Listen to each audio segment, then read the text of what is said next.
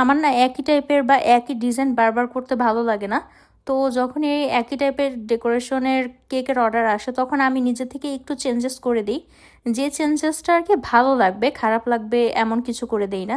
যেমন এই কেকটাও ডেকোরেশন একই ছিল, জাস্ট কিছু কিছু প্লেসমেন্ট হচ্ছে আমি একটু চেঞ্জ করে দিই, আর কিছু কিছু টপারও একটু বেশি দিয়ে দিই।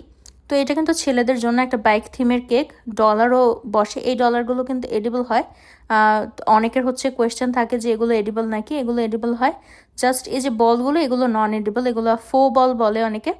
তো এগুলো হচ্ছে আমি আগে যে কেকগুলো করেছি সেখানে একটু পরিমাণ কম ছিল, এখানে হচ্ছে আমি একটু বেশি পরিমাণে দিয়ে দিই। আর হচ্ছে গ্লিটার বলগুলোও দিয়ে দিই, সেটা আগের কেকে ছিল না।